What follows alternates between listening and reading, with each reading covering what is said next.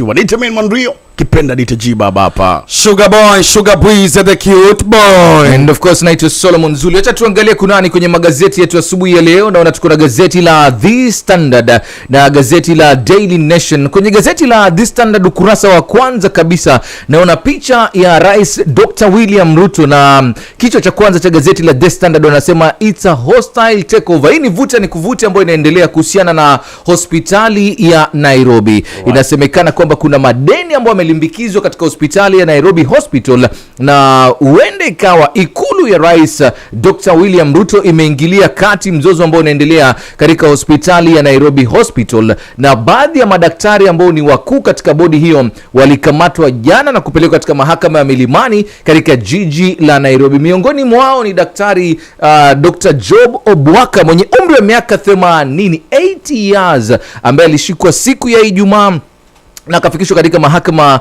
ya Milimani katika jiji la Nairobi. Baadhi ya masuala ambayo yanatatiza pale au vuta ni kuvute ni kwamba baadhi ya madaktari wanasema kwamba huenda ikawa ikulu ya Nairobi inataka kutake over uendeshaji wa hospitali ya Nairobi, lakini nafikiri kwa sababu hii ni developing story ama ni story ambayo itakuwa inachukua mkondo mpya, tutazidi kuifuatilia kuona tu ni kipi ambacho kinaendelea katika hospitali ya Nairobi Hospital, ambao kwa muda mrefu kuna wale ambao wamekuwa wakisema kwamba huenda ikawa it's a private to some extent ni hospitali ya kibinafsi, na wengine wanaona kwamba huenda ikawa pia kumekuwa na uingiliwaji wa serikali katika uendeshaji wa hospitali ya Nairobi iliyoko jijini Nairobi. Kwenye gazeti la Daily Nation, ndugu zangu, mshawahi kupata bursaries by the way? Yeah. Ushapata basari? Mimi wakati nasoma kuna wakati niliangukia basari, nilikuwa nazipata sana. Nice. Yes, wakati ule mbunge wangu akiwa Chirau Ali Mwakwere. Ulipata basari. Ilikuwa pesa ngapi kama unakumbuka? Nilikuwa napata 13k. 13,000? Basi ilikuwa nzuri. Yes. Sasa hizi kuna watu wanapata depending I think. Kuna watu wanapata 5,000. Kuna watu wanapata kwa wakati wetu ilikuwa bright student 13k. Duduvule 7,000. Sasa mimi nilipata 13, you can guess who was me. I beg to correct you my brother. Hakuna cha bright ya chama Dunduvule. No. Wacha nikwambie, I don't know if that kitu iko bado kwa Le County where I come from.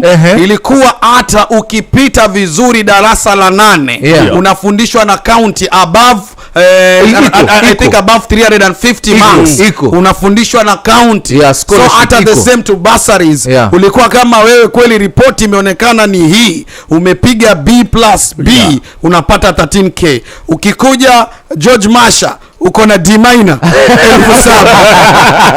Okay, kile ambacho kinafaa ku happen by the way kwa sheria za kutoaji wa bursary, kwanza kabisa wanaangalia the bright students, alafu pia the bright ni bright and needy students.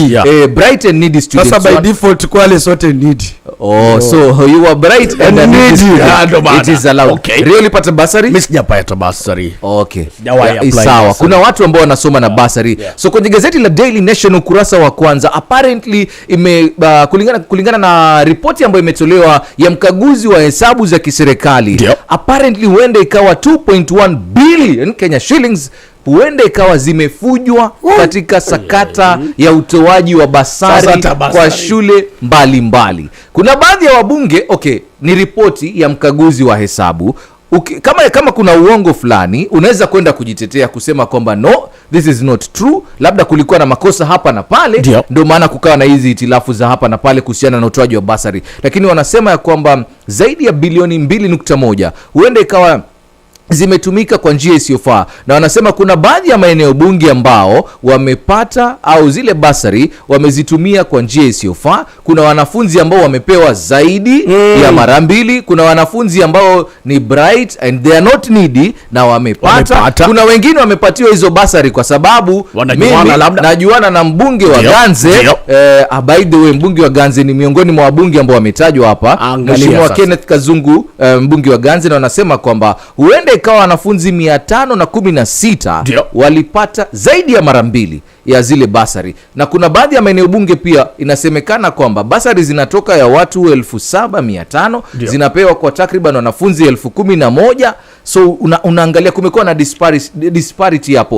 Wengine wanapewa kwa sababu unajuana na member of parliament. So ni ripoti ambayo imeangaziwa pale kwenye ukurasa wa kwanza wa gazeti la Daily Nation. Upande wangu kwenye gazeti la Taifa Leo, dondoza hapa na pale ni kwamba jamani, Jombi mmoja ashtakiwa kwa wazee na mkewe sababu ya kulala mvunguni. Jombi huyu, yani yeye kazi yake analala kwenye mvungu, mkewe ako juu ya kitanda. Akiulizwa ana sababu mbili. Kwanza anasema ncheve, baridi inapuliza sana, sasa kule mvunguni kuna joto. Sababu ya pili anasema ni viviga, ni sheria kwamba sasa hivi anataka kufunga kwa kama miezi 2 bila kubla zaglama. So anajua akikaa na bibi kwenye kitanda anaweza akateleza, ajipate tu ameingia kwenye shimo la tewa. Sasa anaona I better be under so that I don't get the warm of up. Okay. Na pia angalau huku pia baridi, unajua mfunguni nako alhamdulillah. Kweli. Na Taita Taveta. Yes. Taita Taveta chini ya sakafu jamani, utapata baridi.